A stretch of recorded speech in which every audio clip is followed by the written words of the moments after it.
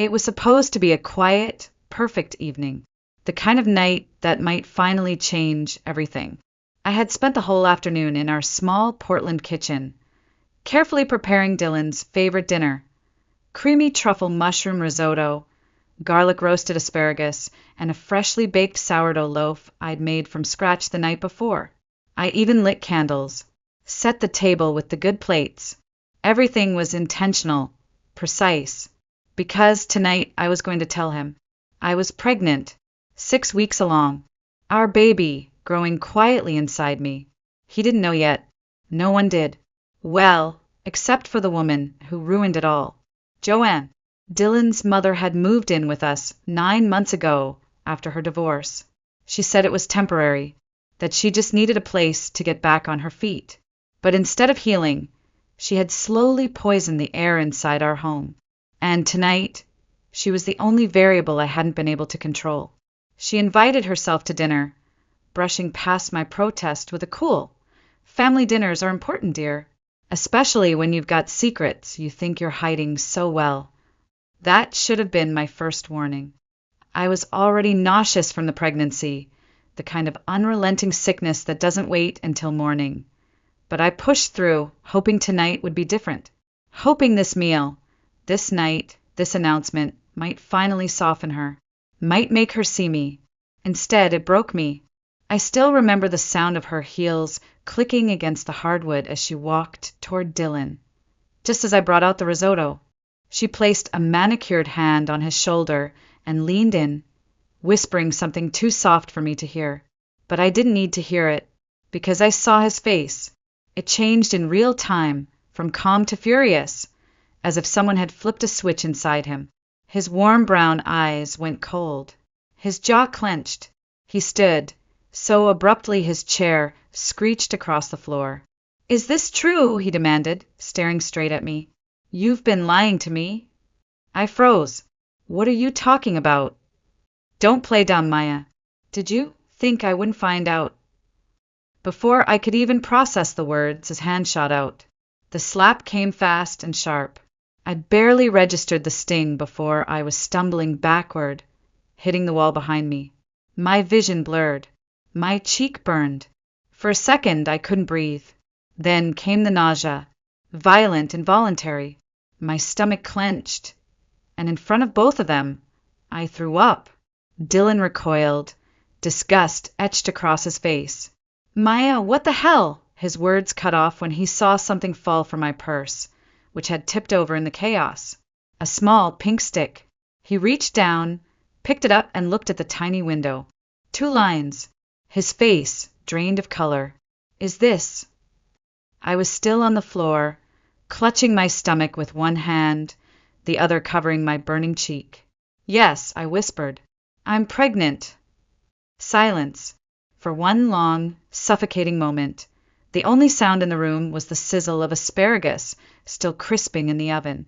Joanne said nothing. Her lips were pursed into a thin, satisfied line. But even she hadn't expected this. Dylan looked at the pregnancy test, then at me, then at his hand. "Oh my God," he murmured. "Maya, he stepped forward. I flinched. He stopped. The man who had once held my hair when I had food poisoning, who used to leave me notes in my lunchbox, who promised to love and protect me in front of our families, had just struck me while I was carrying his child. Everything I thought I knew about him shattered in that instant. Then came the sound that would change everything. The front door creaked open. Tessa, our neighbor, stood in the doorway, her eyes wide, breath catching when she saw my red cheek and the wreckage around us. "I heard shouting," she said slowly, eyes scanning Dylan, then Joanne. "Is everything okay in here?" I opened my mouth, but I couldn't say the word yet. No, nothing was okay, and I didn't know if it ever would be again. I met Dylan on a rainy Friday afternoon at Juniper and Brew, the cozy little cafe tucked between Powell's bookstore and the old movie theater on 11th. I was sitting near the window, grading a stack of children's books for the library's reading program, when a man juggling 2 iced coffees and a phone in his mouth stumbled past my table. and knocked over my entire pile of paperwork. "Oh, God, no, no! I'm so sorry," he said, voice muffled by the phone he tossed aside to grab napkins. "Please don't hate me. I swear I'm not usually this clumsy." I laughed, not because it was funny, but because he looked so genuinely horrified. His efforts to blot the papers were hopeless, but endearing. A complete stranger, apologizing over and over, red in the face, trying to save a worksheet about dinosaurs. "Let me make it up to you," he pleaded. "Coffee? Dinner? A new stack of children's books." I remember looking at him, tall, messy hair, kind eyes, and saying, "Start with dinner." That was the beginning.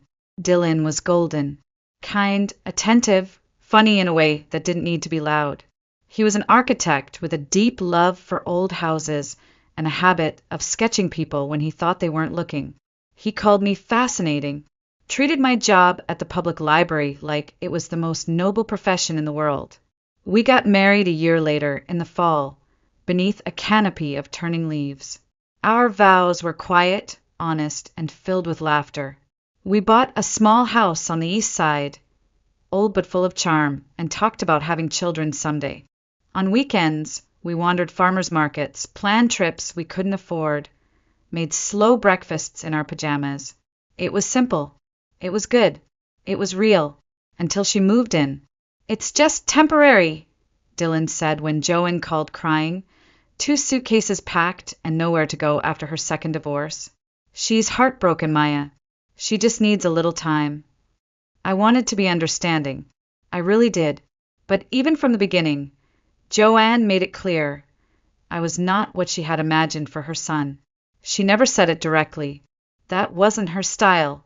Instead, it was small things. "Are you sure that's what you're wearing, dear? This risotto's a bit underseasoned, don't you think? Dylan works so hard.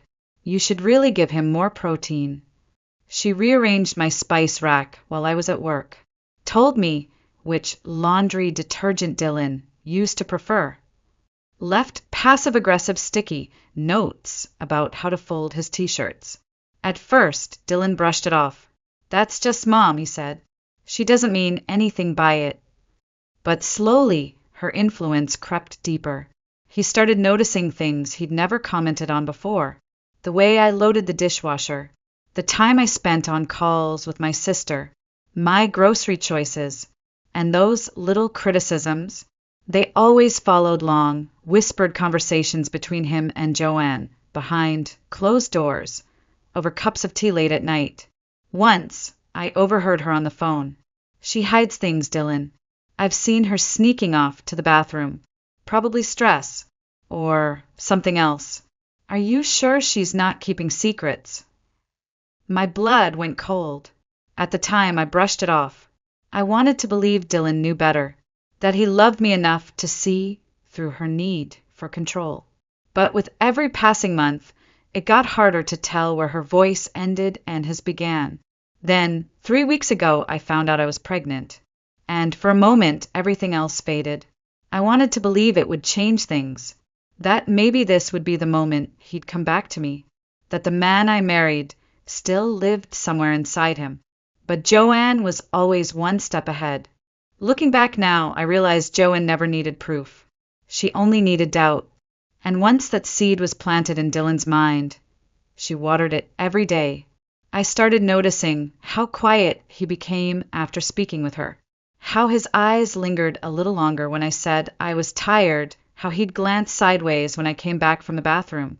The warmth in our conversations was gone, replaced by pauses, suspicions, and silence. Then came the night I caught Joanne eavesdropping. I had just returned home from work at the library, head pounding from nausea I couldn't explain away anymore. I went straight to the bathroom, as I had so many times lately, and closed the door. When I stepped out, there she was, Joanne, standing by the hallway, eyes narrowed like a hawk. "You've been running to the bathroom at odd hours," she said coolly. "Anything you want to share?" I forced a smile. "Just stress." She raised an eyebrow. "Funny. I had that same stress before I found out I was pregnant with Dylan." I walked past her without replying, but her meaning was crystal clear. From that day forward, her behavior shifted into something sharper, more pointed. She began checking the trash cans. Just organizing, she claimed. She hovered while I cooked, criticized how long I left food on the stove. "Smells like someone's hiding something," she'd mutter, loud enough for Dylan to hear. And he did. He'd enter the room with that same tight jaw, ask if I was feeling okay, ask again and again why I'd been distant if I had something to say. But how could I? I wanted to tell him about the baby. I had this dream in my head, me, him, our favorite meal, candles glowing, and a little onesie in a gift box. That's how I wanted him to find out. Just the two of us, before the world and before his mother got involved. But fear kept stopping me.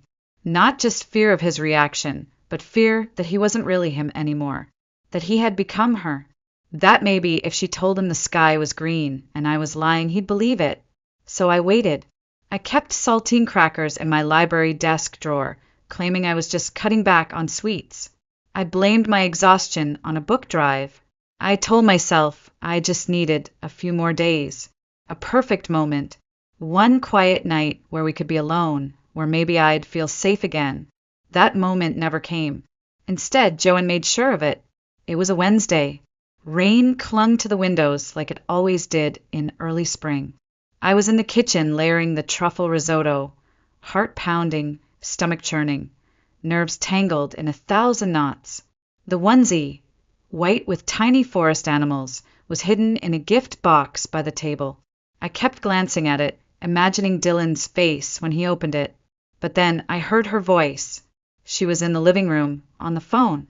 I couldn't hear everything, but the words I caught were enough.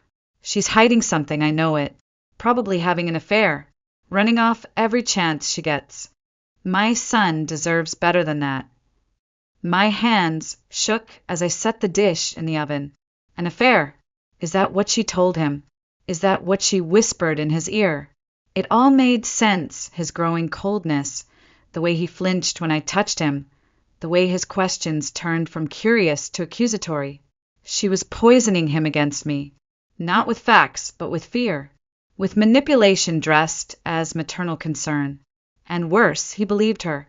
I stared at the oven timer, watching the seconds tick down, feeling the weight of every second I had stayed silent, every second I had tried to keep the peace, every time I swallowed my instincts and played nice. And I knew, deep down, that whatever happened at dinner that night would change everything. I just didn't realize how fast everything would fall apart. The next few hours after that night were a blur, of tears, of pain, of disbelief. Tessa didn't ask questions. She just grabbed my coat, my bag, and gently guided me out the door, shielding me from Dylan's stunned expression and Joanne's sharp voice echoing behind us. "She's overreacting, Dylan. You know how women get when they're hormonal." But the door slammed shut behind me, and suddenly silence. It wasn't peaceful. It was hollow. My ears rang from the slap. My body trembled from adrenaline and morning sickness. And my heart was cracking in places I didn't know existed. Tessa lived just across the street. Her guest room had once been a cheerful space for her niece, with lavender sheets and string lights around the window. That night, I collapsed onto the bed and curled into myself, clutching my stomach, terrified I might have harmed the tiny life inside me. "I called your doctor," Tessa said gently. "They'll see you first thing tomorrow." I nodded, unable to speak. The next morning, she drove me, held my hand in the waiting room, rubbed my back when I broke down trying to explain what happened. I'll never forget the moment the ultrasound monitor lit up. A small flutter, then the sound, strong, steady, beautiful, the heartbeat of a life not yet born, but already loved. Tears slid silently down my cheeks, not from fear or sadness, from something deeper. The sound wrapped around my broken heart and held it together, just enough. "Do you want me to record it?" the nurse asked gently. I nodded. That night, wrapped in one of Tessa's oversized sweatshirts, sitting on the edge of the guest bed, I stared at my phone for a long time. I had promised myself I wouldn't contact him. Not after what he did. Not after how quickly he believed her. But the sound of that heartbeat, it wasn't mine to carry alone. I opened the audio file, pressed play once, closed my eyes, then attached it in a message. Your child's heartbeat. That was all I wrote. No anger, no guilt, no explanations, just the truth. His reply came within minutes. Please, can we talk? Just us. No, Mom. Please, Maya. I stared at the screen, my thumb hovering. My cheek was still tender, the bruise blooming yellow beneath the surface. But I wasn't doing this for him. I was doing it for the baby. I needed answers. I needed clarity. I needed to look into his eyes and see who was still in there if anyone was left. I typed back, tomorrow, 2 p.m., Juniper and Brew. You show up with her, I walk away forever. I won't, he replied. I swear. I'm choosing you this time. The next morning, I stood in front of the cafe where we first met, shivering not from the cold, but from everything that still ached inside me. Tessa was parked across the street, engine running, eyes locked on me from behind the wheel. My lifeline, just in case. At 2 p.m., sharp, the cafe bell chimed. Dylan walked in, alone. No coat, just a faded blue shirt and eyes sunken with sleepless nights. He paused when he saw me, like he wasn't sure I'd really come. Neither was I. But I had. For me. For the child inside me. For the version of myself that refused to be broken. Can I sit? He asked quietly. I nodded, even as my whole body screamed to run. He sat, but this time not close. He kept distance, kept his hands on the table. His voice, when he finally spoke, was hoarse. I kicked her out last night, he said. Joanne. She's staying at a hotel. I packed her bags myself. I said nothing, because actions are louder than words, and I needed to see more. I didn't touch my tea. It sat between us like a boundary, steam rising between two people who once shared everything and now shared nothing but silence. Dylan looked thinner, tired. The stubble on his jaw was new, and his shirt was wrinkled. Same one he'd worn the night it happened. His hands were clenched together on the table, knuckles white. I'm so sorry, he said quietly. For everything. For believing her. For not asking you. For what I did. I stayed quiet. After you left, he continued, I found her on the phone with one of her friends, laughing, saying she'd finally saved me from your lies. She said it loud enough that I knew. She made it all up. She twisted everything. My fingers trembled under the table, but I forced my voice to stay steady. And you hit me because of her. Dylan's eyes filled with tears. I know. And there's no excuse. I believed her because somewhere deep down I let myself. I let her control me for so long, I didn't even see it.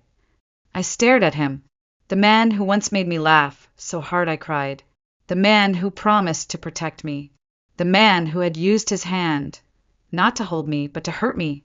I need you to understand something, I said slowly. You didn't just hit me. You hit us.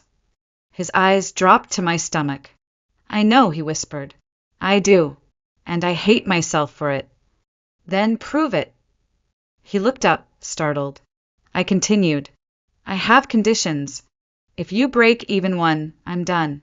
I don't care how sorry you are. I won't raise our child in fear. He nodded once. Okay. 1. Your mother never sets foot in our house again. Not for holidays.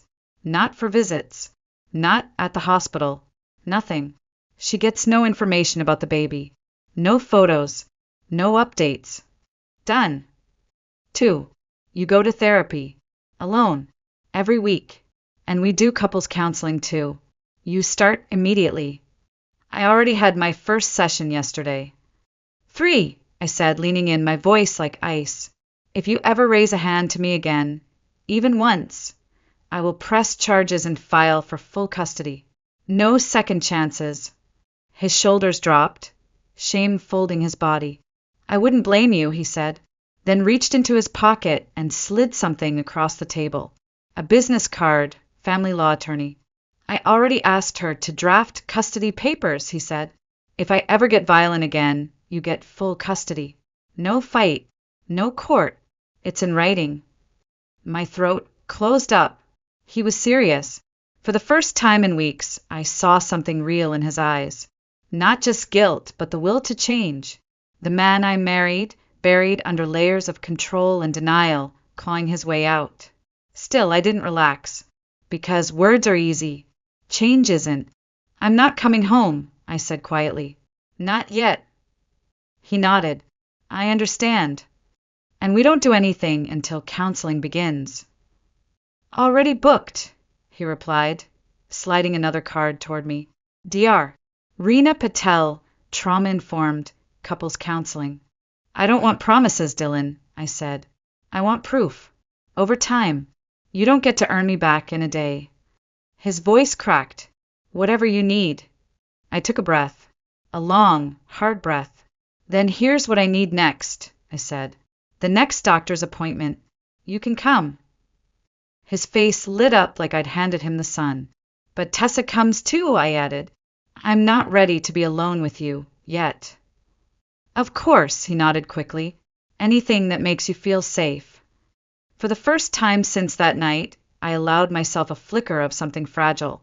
Not forgiveness, but maybe the beginning of something else. Something stronger. Respect. Boundaries. Accountability. As we stood up to leave, Dylan glanced at me one last time. I should have chosen you from the beginning. No, I said softly. You should have chosen yourself, and unlearned everything she ever taught you. Then I walked out first. And this time he didn't try to follow. It started with a text. Dylan, your mother's outside my library. I was sitting at my desk in the youth wing, organizing new arrivals for the spring reading program, when I saw the silver Lexus SUV parked across the street. Engine running, Joanne in the driver's seat, sunglasses on, unmoving. Watching. My third graders were out back for an author visit, so it was just me inside. My hands trembled as I typed the message. She's been there 20 minutes, just watching the front door.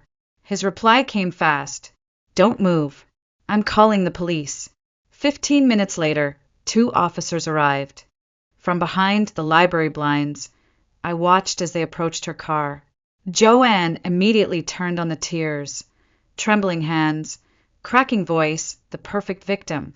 I'm just worried about my son, she said, loud enough that I could hear her through the glass. His wife is unstable. She's keeping me from my grandchild. Then her tone shifted, sharp as a knife. She trapped him with that baby. She's poisoning him against me. Ashley, the library assistant, stood beside me, eyes wide. Want me to film this? She whispered. You mentioned you might need evidence for that restraining order. I nodded. My fingers clenched the windowsill. But my heart had already begun to shift. Not with fear, but with clarity. This was who Dylan had grown up with. That night, during our couples session with Dr. Patel, I showed Dylan the footage. He didn't speak for a long time, just stared at the screen, hands pressed to his forehead, eyes glassy. I never saw it before, he whispered. She's exactly like when Dad left. She'd scream, cry, make herself the victim, and I always believed her version. Dr. Patel's voice was calm, steady. Generational patterns of emotional abuse are hard to break, Dylan. But every time you choose Maya over her manipulation, you're breaking the cycle. He turned to me. I want that cycle broken before our daughter is born.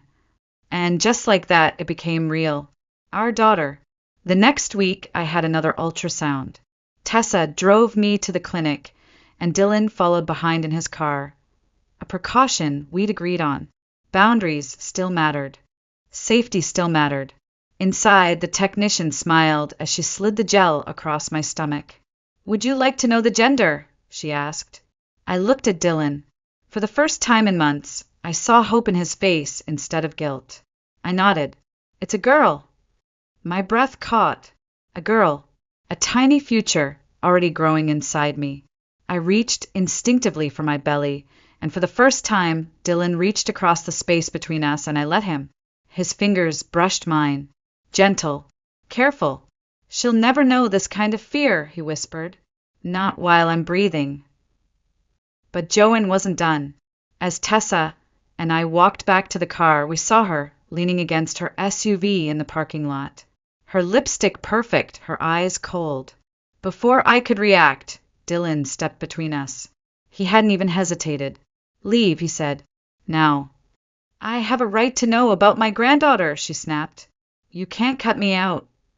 You lost that right the day you made me hurt her mother. Joanne's face twisted. She's turning you against me, just like your father. She's tearing this family apart. Security is on their way, Tessa interrupted calmly, holding up her phone. The clinic's already been notified. Joanne's eyes darted from me to Dylan, to Tessa and back again, but something in her flickered.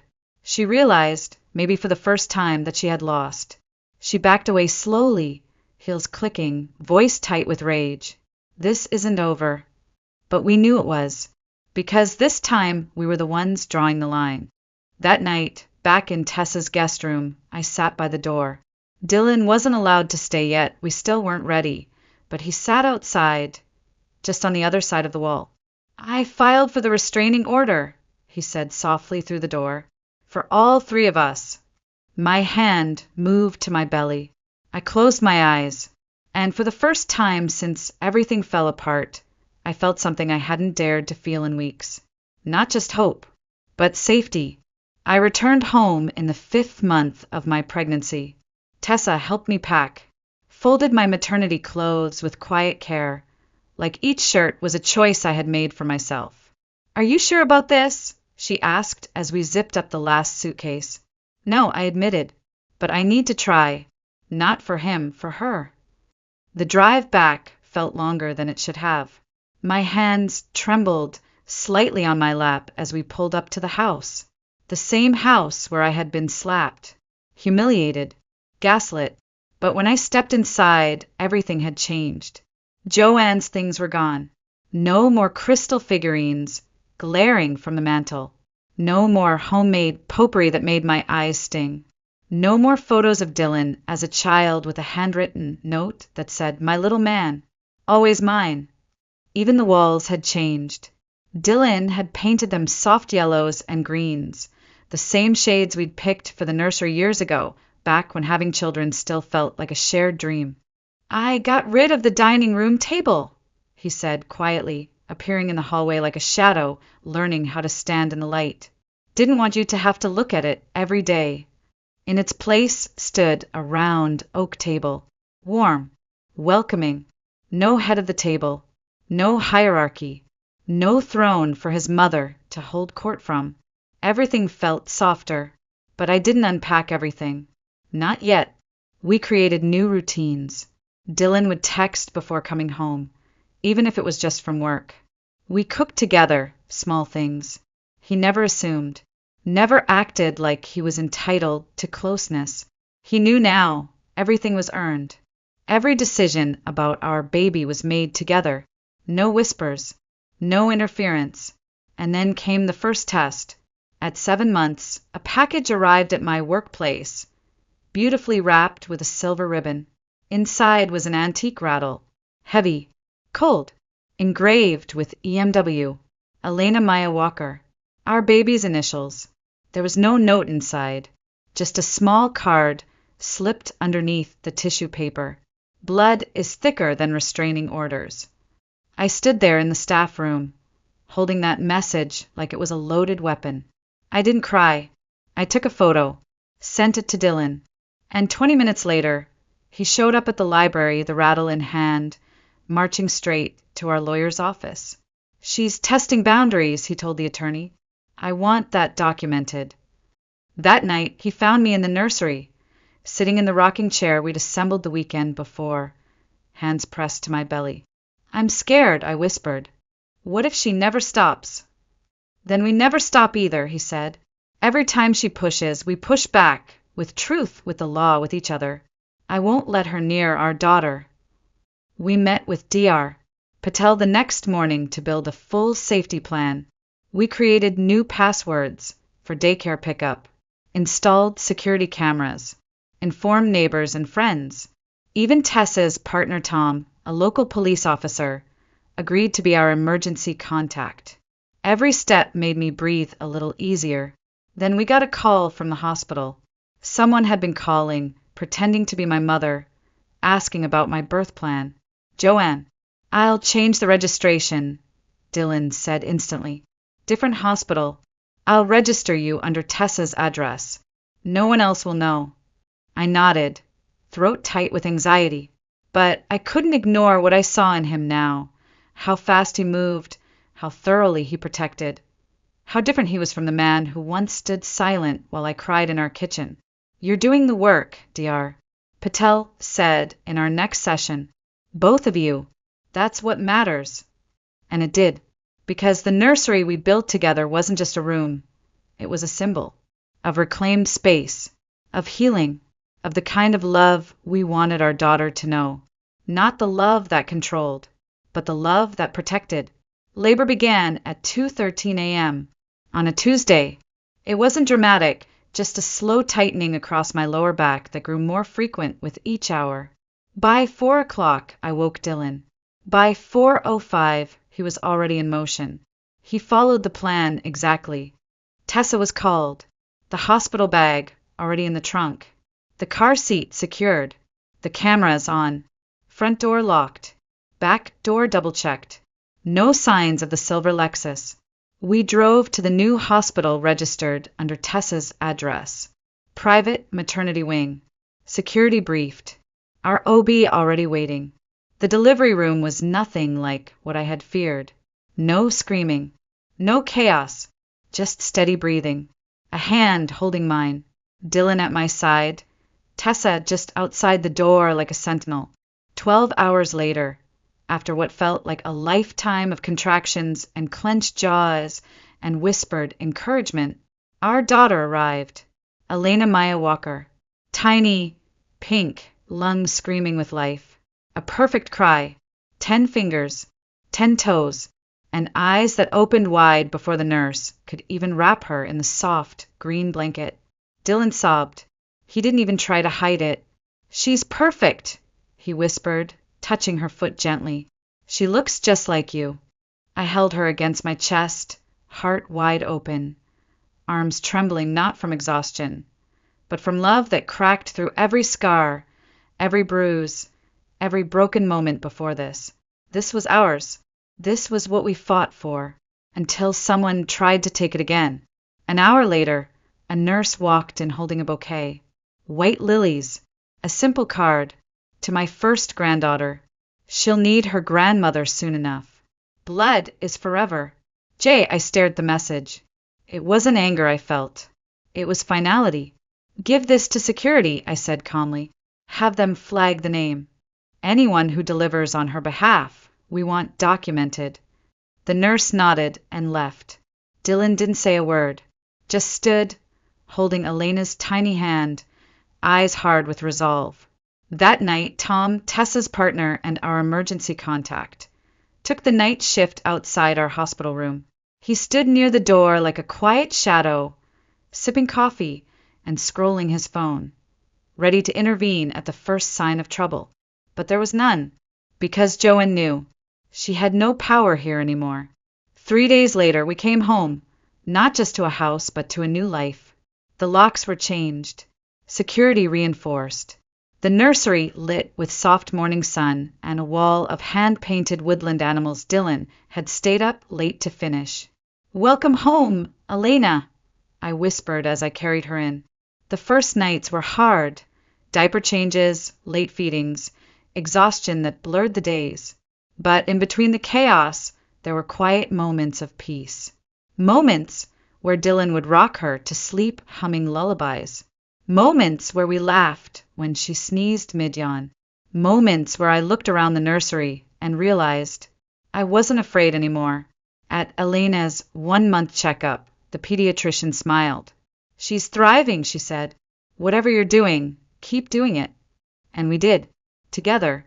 One quiet afternoon, as I sat in the nursery folding laundry, Dylan returned from the grocery store, silent.